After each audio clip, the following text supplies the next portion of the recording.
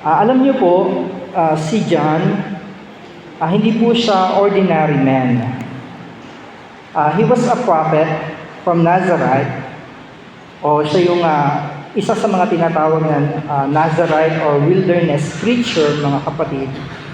And taglay-taglay niya po yung tinatawag na title as being a forerunner of the Messiah. Ibig sabihin po ng forerunner, mga kapatid, siya yung mauunang maghahanda o dumarating upang ipaghanda ang daraanan po ng ating pong Panginoon. And yet, mga kapatid, kung mapapansin niyo po, dalawang beses binanggit dito po sa gospel na ating binasa, verse 31 and 33, na sabi nitong si John na hindi ko siya nakikilala. So, siya yung tagapagpauna, and yet, hindi niya nakilala na si Jesus pala yung kanya pong tinutukoy na magbabautismo sa pamamagitan po ng apoy o ng Espiritu Santo. Sabi dito sa verse 31, I did not know who he would be. Sabi rin sa verse 33, I still did not know that he was the one. So dito po, mga kapatid, even sila po ay malapit na magkamag-anak, or sabi nga ay sila po ay magpinsan, mga kapatid ko kay Kristo, dahil si Elizabeth at saka si Mary ay magkamag-anak. So sila po ay kung hindi magpinsang buo ay malamang second cousin or what, mga kapatid. Pero dito makikita natin yung crucial truth na hindi mo basta makikilala ang Panginoon sa pamamagitan lang ng familiarity or ng tinatawag po, mga kapatid, na position o yung tinatawag na yung pagiging common niya bilang magkamag-anak sila, mga kapatid. Ito po ay ni-reveal kay John sa pamamagitan po ng divine revelation. Ang sabi kasi doon sa verse 34 o 33, sabi doon, But God said to me, You will see the Spirit coming down and stay on a man. So, kahit sila po ay malapit na magkamag-anak ng ating pong Panginoon, ang tunay na nagpakilala kay John patungkol po doon sa kanyang ipinangangaral na ihanda ang kanilang mga daraanan, ay ang Diyos din na nagsugo sa kanya na magbautismo sa pamamagitan ng tubig. Sabi ng Diyos sa kanya, may makikita kang kalapati or a form of a dove na bababa sa isang tao at siya yun na aking tinutukoy. Amen? Ito ay mananatili sa kanya. So, unang dapat nating maunawaan, mga kapatid, that knowing about Jesus is not the same as knowing Jesus only. So, hindi mo makikilala ang Panginoon dahil lang same kayo ng family line. Kasi galing sila sa iisang pamilya mga kapatid. Hindi mo basta makikilala na siya yung sinugo ng Diyos dahil parehas kayo ng bansang pinagmulan. Same ng scripture na nagsasabi na mayroong ipapadalang tagapagligtas. Same ng propeta na nagsasabi, si Isaiah, na narito ang aking lingkod na isusugo upang ihanda ang kanyang daraanan. And yet, mga kapatid, sabi ni John, I did not know him. Nung una, hindi ko siya nakilala. Amen, mga kapatid? So, the same thing as maraming mga tao na maraming alam about sa mga Bible stories, maraming alam tungkol sa mga gawaing pangsimbahan, complete ang attendance, and yet, personally, hindi ganoon kalalim ang pagkakakilala nila kay Jesus. Amen? Maraming mga tao hanggang ngayon, akala nila tutugunin ang kanilang mga kahilingan kapag pinahihirapan nila ang kanilang mga sarili. Diba? Nagagaling sila sa kanilang mga sakit, karamdaman, kapag sila ay nakaakyat, nakapunas, nakipagbalyahan. Marami pa rin ang hindi nakakaunawa na lahat ng bagay na pwede nating hingiin sa Panginoon ay dahil sa pamamagitan ng kanyang biyaya, hindi dahil sa ating effort, mga kapatid. Kaya maraming mga tao, although mga churchgoer sila, mga kapatid, or matagal na sa paglilingkod, and yet, kagaya ni John, sabi niya, hindi ko pala siya nakikilalang lubusan. Kasi hindi ko akalain na pinsan ko pala yung aking ipinapakilala sa bayan ng Israel, mga kapatid. Amen? So, Jesus' revelation is not yet discovered nung time na yun na sinasabi ito ni John, maliban na lang nung bumaba na yung Espiritu Santo na waring kalapati at may tinig na nagsabi sa kanyang, ito ang minamahal kong anak na lubos kong kinalulugdan. Amen? Sabi dito sa verse 31, subalit ako'y naparitong nagbabautismo sa tubig upang ipakilala siya sa Israel. So John's ministry was not to promote himself. Amen? Ang trabaho niya po ay ihanda ang puso ng mga tao sa pagdating ng isang tagapagligtas. So bakit po hindi siya agad nakilala ng kanyang sariling kamag-anak, ng kanyang sariling bayan, ng kanyang mga kababayan, mga kapatid? Kasi meron silang ibang Messiah na ine-expect. Isang tagapagligtas na merong military leadership. Kumbaga, si Jesus, hindi pasok sa kanilang panlasa. Kasi nung time na yon, mga kapatid, sakop sila ng Roman government. Sila po ay uhaw sa kalayaan, yung liberation na literal. Pero yung pagpapalaya na ino-offer ng Panginoon, hindi yung paglaban sa Roman government. Ito ay paglaya mula sa kasalanan, sa consequence, sa sumpa na idinulot ng kasalanan, mga kapatid. So Jesus cannot be recognized only by logic alone. Kasi kung paggaganahin mo yung logic, iisipin ng tao, paano magiging tagapagligtas namin to? Ipinako nga lang siya ng mga sundalong Romano. So, Jesus cannot be recognized by tradition alone. Kasi, yung mga Pariseo, yung mga religious elite, meron silang standard ng isang klase ng tagapagligtas. Kaya nga, yung mga teaching ni Jesus ay hindi nila tinatanggap. Kasi hindi yun yung kanilang nakasanayang sabihin. Hindi yun yung kanilang ine-expect or ini-interpret base doon sa sinasabi ng mga hula ng mga propeta. Amen po, mga kapatid? Sabi po ng Matthew 16:17, mapalad ka, Simon, sapagkat ang katotohanan ito hindi inihayag sa iyo ng sino mang tao, kundi ng aking Ama na nasa langit. Ang pagkakakilala or ang divine revelation, pagre-recognize kay Jesus, ay hindi basta-basta nagagawa ng isang tao. Ito po ay may kapahintulutan ng Diyos sa langit. Kaya alam nyo, minsan may mga tao na magaling sa Bible, memorize nila yung verse. Pero kapag sila ay nagsasalita, parang hindi mo naman maramdaman si Jesus.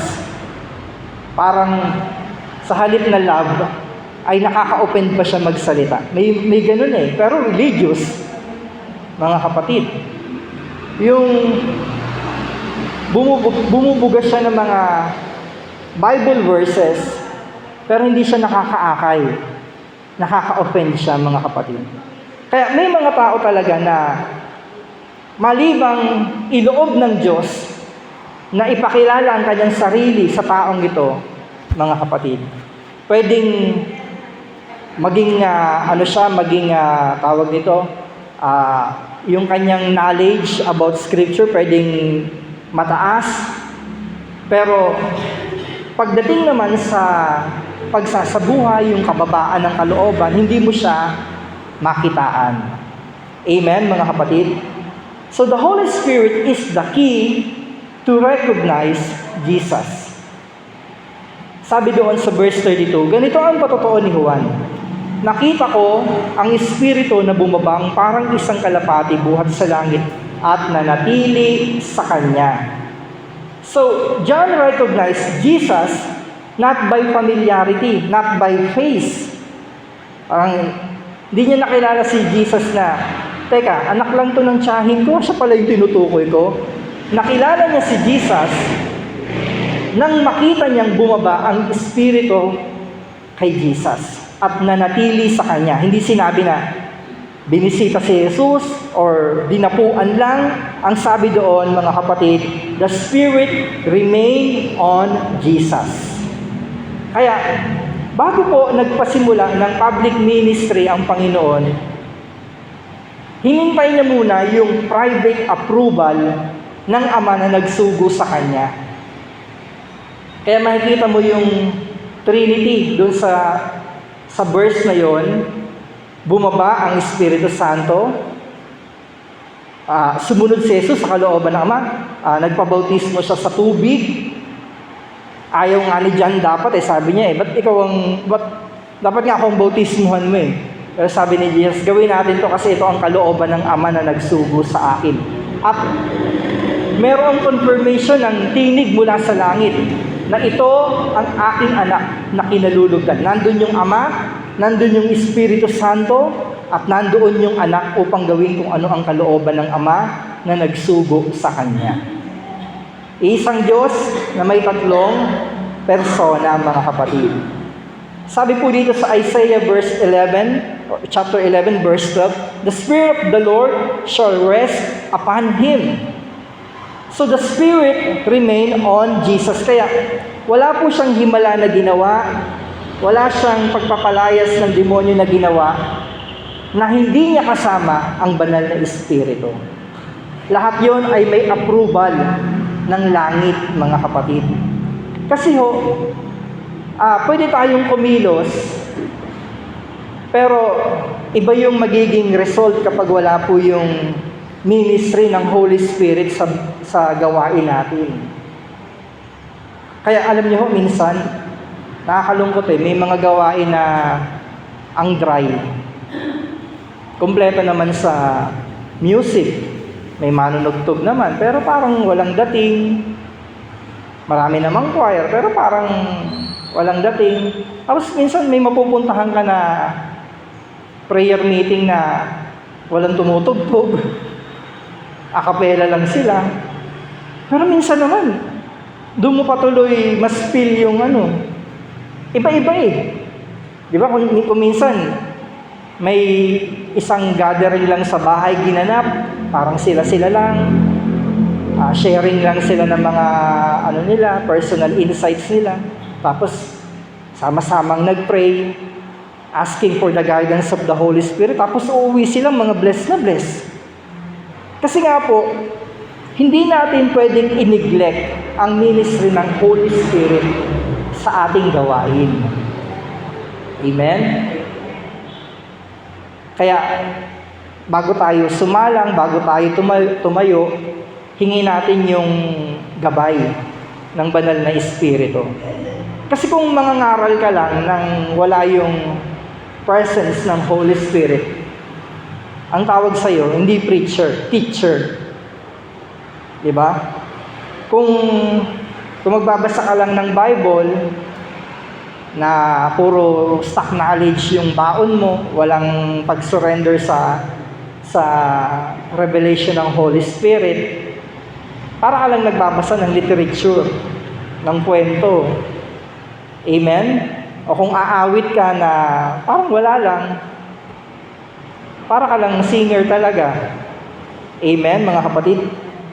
Sabi dito sa 1 Corinthians 12:3, kaya't nais kong malaman nyo na walang taong pinapatnubayan ng Espiritu ng Diyos sa magsasabing sumpain si Jesus At di rin naman masasabi ni numang si Jesus ay Panginoon kung di siya pinapatnubayan ng Espiritu Santo. Kaya ang laging magpapatotoo patungkol sa ginagawa ni Jesus nung time na yon ay ang Holy Spirit. Ganon din sa atin, mga kapatid. Ang laging magbibigay ng kulay at buhay sa ating mga testimony ay ang pagkilos ng banal na Espiritu sa buhay natin.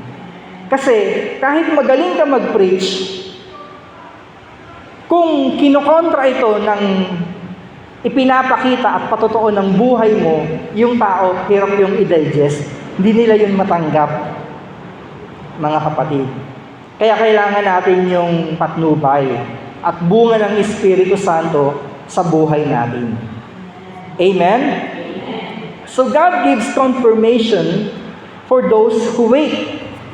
So sabi dito, merong sign na ipinapakita eh. So the one whom you see, the Spirit descend and remain. So kino-confirm ito yung calling ng Panginoon, yung kanyang anointing, at yung kanyang tunay na identity. Hindi lang siya basta isang tao na lumaki sa Nazareth. Meron siyang public mission, mga kapatid. So, from not knowing to bold declaration. Sabi dito sa verse 34, ngayon ay nakita ko siya at pinatotohanan kong siya nga ang anak ng Diyos. Sabi ni John. So, once the revelation came, mga kapatid, nung dumating yung revelation at confirmation mula sa Diyos na nagsugo kay John, hindi na siya nag-hesitate, hindi na siya, ano sa Tagalog yun, yung nagpatumpik-tumpik. Amen? Hindi siya nanahimik. John testified boldly. Sabi niya, nung una hindi ko siya kilala. I did not know him. But when I saw the Spirit, I received the confirmation. And I testified for the public. Kasi ang tao po na naka-receive ng revelation ng Panginoon, hindi siya makokontento na manahimik sa bahay at hindi yun ipamalita sa mga tao, mga kapatid. Parang ako po, nung ako ay nag-lay low sa preaching, parang ang puso ko ay sasabog. Kasi gustong-gusto kong mag-preach. Ang problema, wala akong ma-preachan. Alam ko sa sarili ko na na marami akong pwedeng i-share. Ang problema, nawalan ako ng mga taong pupuntahan. Wala akong outreach, wala akong hayo. Kaya napakahirap, mga kapatid. Amen? So the Lamb revealed change everything. Sabi po dito, behold the Lamb of God who takes away the sin of the world. Pag sinabi pong Lamb, mga kapatid, ito po yung katuparan nung sacrificial offering na hinihingi po dun sa Book of Old Testament. Yung pag ang tao may kasalanan, nag-o-offer sila ng kinatay na kordero or lamb or tupa. At yung dugo nun ay ipinangtatakip doon sa altar na pagwiwisikan ng dugo. Pero pagdating po ng Panginoon, siya na yung katuparan. At ang kanyang dugo ay hindi pangtakip, kundi pangtubos, pang-ransom, mga kapatid. Amen? Pambayad. Kasi tayo dapat, yung kaluluwa natin ang nakasangla, mga kapatid. Pag tayo ay namatay, dahil sa ating mga kasalanan, ang destinasyon natin dapat ay kapahamakan. Yung hell, mga kapatid. Although hindi yan dinesign ng Diyos para sa tao, pero dahil sa kasalanan, nadamay tayo, mga kapatid. Kaya gumawa ng pamamaraan ang Diyos upang tayo ay masalvage. Pag sinabing salvage, hindi yung ilalagay sa plastic baga tapos itatapon sa Cannon Road. Hindi ganon. Ay sinabing salvage, iligtas. Ewan ko ba ba't dito ang salvage, parang tinapon sa... ang salvage, iligtas, mga kapatid. So, gumawa ng pamamaraan ang Diyos, nagkatawang tao siya, nang sa gayon, yung sakripisyo na kanyang babatayin sa krus ng Kalbaryo at yung dugong titigis doon sa krus, ang siyang magiging kabayaran para sa ating mga kasalanan. Bilang substitutionary sacrifice. Kaya kung papansinin niyo mga kapatid, di ba si Abraham, inutusan siya ng Diyos na, i-offer mo sa akin yung anak mo, si Isaac. Bakit? Kasi pinakamamahal mo eh. May anak pa naman siya si Ishmael. Hindi naman si Ishmael yung hiningi. Kung si Sarah, baka madali niyang ibigay kasi matanda na eh. Ang hiningi si Isaac talaga eh. Ngayon, nung nandun na sila sa bundok, pinaiwan yung dalawang katulong sa paanan ng bundok. Sabi ni Abraham, pag na kayong sumama, kaming dalawa na lang ng anak ko ang aakyat. Alam niyo ang purpose nun? Kasi baka mamaya, pag sasaksakin niya na si Isaac, baka awatin siya. Siyempre, takot lang nung dalawang alipin. Sir, yari tayo kay Ma'am Sarah, uuwi tayo. Patay na yung anak niyo. Kaya para walang makapigil, pinaiwan sa bundok. Alam niyo po, nung nandun na sila sa bundok, paakyat na sila, sabi ni Isaac, kasi si Isaac nung time na to, hindi na siya yung toddler. 15 years old na siya nung time na to. Binatil niya, sabi niya, Tay, may tayo, kasi bit-bit niya yung panggatong may panggatong Nasaan yung igagatong? Parang nakakahalata ako parang ako yata Sabi niya, Abraham, Diyos ang magkakaloob. God will provide. Pero habang sinasabi niya yon, tinatali niya na si Isaac. At nung sasaksakin niya na, biglang may anghel na nagsalita, Abraham, Abraham, huwag mong saktan ng iyong anak. Napatunayan mo na ang katapatan mo sa Diyos.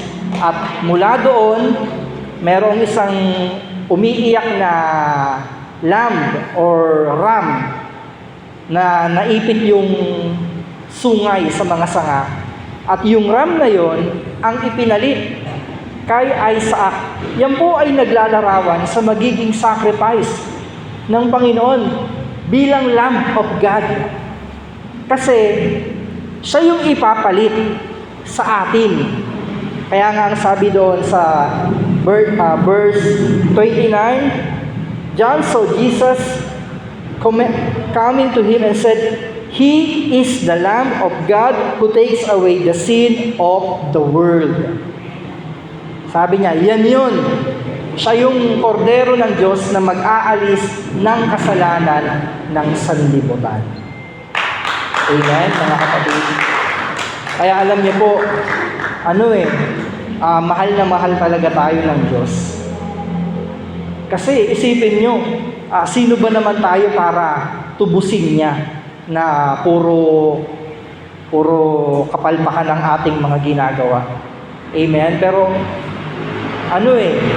mahal na mahal ng Creator ang kanyang creation. Kaya gumawa siya ng paraan upang tayo po ay maligtas, mga kapatid. Amen? So, another thing na dapat nating matandaan, mga kapatid, that familiarity can blind us. Sometimes, pag common kasi sa'yo yung tao, parang di mo na siya nire-respeto, o kaya pag meron siyang calling, hindi mo na ginagalang. Minsan sa mga parishioner, kunyari, may isang aspiring or pinapaaral sila na magiging pari. Di syempre, i-sponsoran nila, suportahan nila. Tapos pag naging pari na, parang hindi nila masyadong hindi nila masyadong nire-respect. Kasi doon sa amin sa isang parokya doon, meron silang parang pinaaral. Tapos naging ganap din na pari. Tapos ngayon siya na yung parish priest. Tapos yung mga nandoon na mga naglilingkod, parang kung the way sila makipag-usap, parang kala mo siguro dahil hindi dahil sa amin, hindi ka magiging pari. Pero sometimes familiarity can blind us, mga kapatid. Hindi naman porket inisponsoran mo yung pag-aaral niya ngayong nandiyan na siya sa ganyang kalagayan parang ganun pa rin kayo, ganun mo pa rin siya bata. Parang binabata kasi nila Pag merong ganitong utos, di nila sinusunod. Kasi nga, familiar sa kanila. Di ba? Totoo yung kasabihang, familiarity breeds contempt, mga kapatid. Kapag matagal ka na sa isang lugar, minsan, masyado ng close, na yung mga boundaries, nabibreak yung mga boundaries, mga kapatid. Amen? So, John knew Jesus physically. Kilala niya physical, sa mukha, o bilang kanyang kakapamilya o kamag-anak. Pero, ang nag-reveal sa kanya na ito yung pinili ng Ama o pinili ng Diyos para gawin ang misyon, ang nakadetect pa rin nun yung kanyang spirituality, mga kapatid. Amen? Kaya alam niyo po, sabi ng Mark 6:4, a prophet is not without honor except in his hometown. Sinabi sa kanila ni Jesus, ang propeta ay ginagalang ng lahat, maliban ng kanyang mga kababayan at kasambahay. Gagalangin ka ng mga taga-Pililya kung taga-Taytay ka. Gagalangin ka ng mga taga-Tanay kung taga-Manila ka. Parang ganon. Pero kunyari, ikaw ay taga-Tanay, hindi ka masyadong gagalangin ng taga-Tanay. Parang ganon ang ibig niyang sabihin. Kasi nga, a prophet is without honor. Maliban na lang sa kanyang sariling mga nakakakilala sa kanya. Amen? Kaya tinan nyo, even Jesus, hindi siya tinatanggap ng mga kababayan niya sa Nazareth. Sabihin pa nila, kilala na, yan ba yung yung anak ni Maria? Alam nyo, may insulto yun sa identity ni Jesus, yung ibilang siyang anak. Sabihin anak siya ni Maria. Kasi ang ibig sabihin nun, sure kami, anak ka ni Mary. Hindi kami sure na anak ka ni Joseph. Ganun yun. Kasi may issue na dun na siyempre, alam niyo, yung mga marites, bilang nila yan kung kailan manganganak. Nung ibinalita ng anghel, or nung na-announce na yung paglilihi, at nung dumalaw si Mary kay Elizabeth, 3 months old, pregnant na siya Tapos, nanganak siya sa Bethlehem, bumalik siya ng Nazareth. Siyempre, yung mga marites doon, sabi niya, 7 months pa lang, nanganak mo. Ano yan? Kulang sa buwan. Pero siyempre, alam na nila yun. Kahit nga si Joseph, di naman naniwala Buti na lang, kinausap ng anghel sa panaginip, mga kapatid. So, paano po natin marirecognize ang Messiah sa buhay natin, mga kapatid? Alam nyo, kahit ang Israel, they waited for a long time. And yet, nung nasa harap na nila ang Panginoon, they failed to recognize Him, mga kapatid. So ano po yung dapat nating tandaan? The Messiah is recognized by revelation and not by expectation. Sometimes kasi, mga kapatid, kaya hindi natin na-appreciate yung ipinapadala ng Diyos sa atin. Kasi nga, meron tayong sariling standard ng gustong makita Kagaya nito, ang ine-expect kasi ng mga Israelites, isang leader na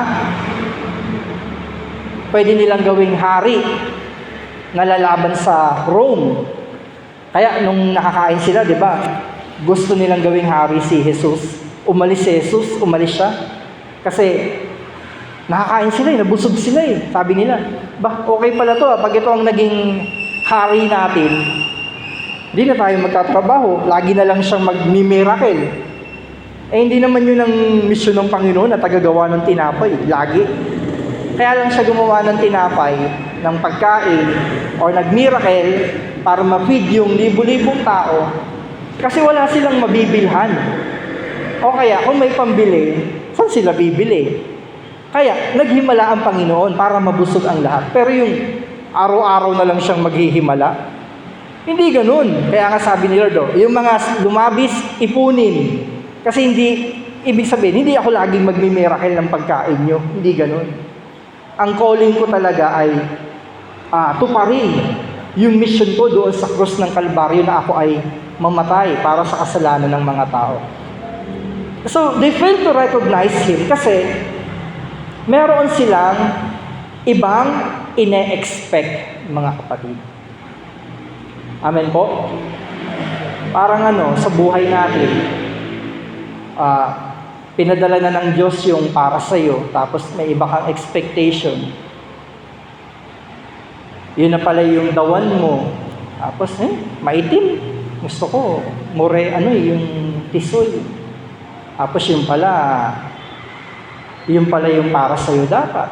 Di ba? May sarili kang expectation, o kaya, may ine-expect tayo sa isang tao, sa anak mo, hindi siya ganun.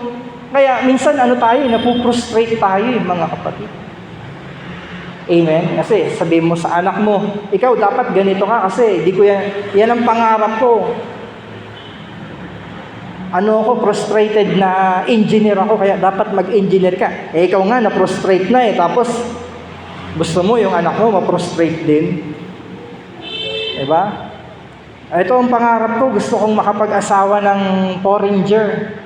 Kaya dapat ganun ka din. Kasi ang napangasawa ko, yung tatay mong nasinggero. Sometimes, yung frustration natin, sobrang pagka-frustrate natin, pinapasa natin sa ibang tao, mga kapatid. Amen? So, God's way are higher than ours, mga kapatid. Iba ang pamamaraan ng Diyos sa atin pong mga iniisip, mga kapatid. So, they misinterpret Jesus because it doesn't fit their expectation. At kung bakit hindi siya matanggap ng mga religious elite, kasi china-challenge palagi ni Jesus yung kanilang religious tradition. Na sabi ng Lord, kayo naman, masyado niyong pinapahirapan ng mga tao dyan sa mga sabat-sabat nyo Ang totoo, ginawa ang sabat para mag-benefit ang tao. Ang nangyayari, sa halip na mapahinga yung mga tao, dahil sa sabat na yan, lalo pa silang nahihirapan. Amen? So, laging china-challenge ni Jesus yung kanilang mga tradition. Kaya, sa panlasa ng mga elite na relihiyoso, hindi ito yung dawan na aming hinihintay. Kasi kinakalaban niya yung tradisyon namin, yung aming mga nakasanayan. Amen, mga kapatid? So, John recognized Jesus through spiritual sign, mga kapatid. Amen? At ang sabi doon sa Isaiah 11 verse 2, the Spirit rests on the Messiah. So the Messiah is identified by His mission and not on His status. Kasi kung ang pagbabasihan natin palagi sa isang tao ay ang kanyang status sa buhay, paano na lang po yung mga walang pera? Paano na lang po yung mga mahihirap? Hindi mo na siya i-honor? Kaya nga ang Panginoon pinili niyang ipanganak siya ng isang peasant woman, isang simpleng babae, nang lumaki siya sa pamamahala ng isang karpintero. Lumaki siya sa isang bayang hindi naman masyadong kilala, Nazareth. Kaya nga kahit si Nathaniel, sabi ni Nathaniel, may mabuti bang magmumula sa Nazareth? Kasi hindi maganda yung reputasyon ng Nazareth Pero yun yung pinili ng Panginoon. Lumaki siya kung tutuusin ay muntik nang maging broken family. Kasi si Joseph, sa totoo lang, balak niya talagang hiwalayan si Mary. Isipin niyo, hindi pa kinakasal, gusto niya ng divorcehin. Amen? Kaya alam niyo mga kapatid, the Messiah is identified by His mission and not by His status. Amen? Paano ba tayo kumilatis ng isang lingkod? Sa postura ba? Dapat lang naman maayos ang pananamit, syempre, kasi pumupunta kami sa mga gawain. Pero kung ang pagkilatis natin sa isang lingkod ay sa kanyang maringal na suot, ibig sabihin pala, hindi papasa sa atin si John the Baptist. Kasi si John the Baptist, ang suot-suot niya maaligasgas na balat ng hayop, ng kamelyo. Di ba? Galing pa siya ng wilderness, so i-expect mo na hindi siya kabanguhan. Amoy araw siya. Pero ang daladala niyang mensahe ay mula sa Diyos. Amen, mga kapatid? So Israel expected a political king and a military deliverer. Pero ang sinend ng Diyos, malayo sa kanilang expectation. Ang sinend niya ay isang sacrificial lamb. Isang korderong parang kakatayin. Nung pumasok siya ng Jerusalem, nakasakay siya sa isang donkey, sa isang bisiro. Alam niyo po ang reputasyon ng donkey? Bobo. Yung mahirap siyang turuan. Pero kita niyo, ginamit ng Panginoon. Bisiro, yun ang silakyan niya, papasok ng Jerusalem, mga kapatid. Kasi syempre kung meron ang isang malaking papel na gagampanan, sugo ka pa ng langit, syempre kung tayo yun, ang pipiliin siguro natin yung mamahaling kabayo. Diba? Kung baga sa sasakyan, Ferrari. Pero ang dala-dala mo ay sidecar. No? Mga kapatid. So, God sent a sacrificial lamb, mga kapatid. Sabi ng Isaiah 53, siya'y binugbog, pinahirapan, ngunit di kumibo kahit isang salita. Tulad ay tupang nakatakdang patayin na parang korderong hindi tumututol kahit nagupitan, at di umiimik kahit kaunting man. Nang siya'y hulihin at hatulan upang mamatay, wala man lang nagtanggol sa kanyang kalagayan, at siya'y pinatay dahil sa ating mga kasalanan. Amen? So the Messiah is confirmed by heaven's testimony. Hindi lang si John ang nagpapatotoo, kundi pati ang langit. Amen? Dahil may tinig na nagsabing, pag nakita mong bumaba ang Espiritu Santo sa lalaking yon at nanatili, siya yung aking tinutukoy. Siya yung aking lingkod na isinugo. John did not rely on his feelings. Amen? Kasi alam niyo ho, yung pakiramdam natin, mapandaya. Amen? Alam niyo yung iba kung bakit minsan umaayaw sa paglilingkod? Kasi nakarely sila sa pakiramdam Pag parang pakiramdam nila, tinatamad sila, di na sila a-attend, di na sila magsiserve, di na sila kakanta, di na sila maglilingkod. Deceitful ang ating emosyon, ang ating puso, ang ating pakiramdam, mga kapatid. Dapat nakasalig tayo sa panawagan ng Diyos sa atin. Amen? Na kahit tayo ay minsan sumasablay, nagkukulang, yun nga ang purpose kung bakit namatay ang Panginoon para sa ating mga kasalanan. Kasi alam niyang hindi natin mapaperfect kung ano yung hinihingi ng kautusan. Kaya we are living by His grace and under His grace, mga kapatid. Nakapaglilingkod tayo, hindi dahil magaling tayo, kundi dahil kinahabagan tayo ng Diyos. Amen, mga kapatid? Tayo po'y magsipayo sa presensya ng Panginoon.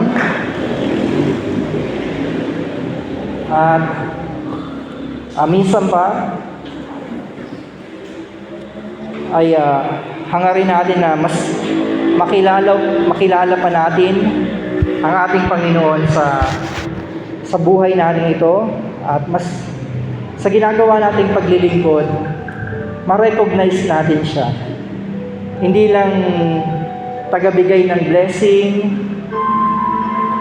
kundi isang Diyos na iniwan ang kanyang karangyaan, ang kanyang maringal na trono upang yakapin tayo. Ang hangarin ko, Panginoon, itaas ang ngalan mo.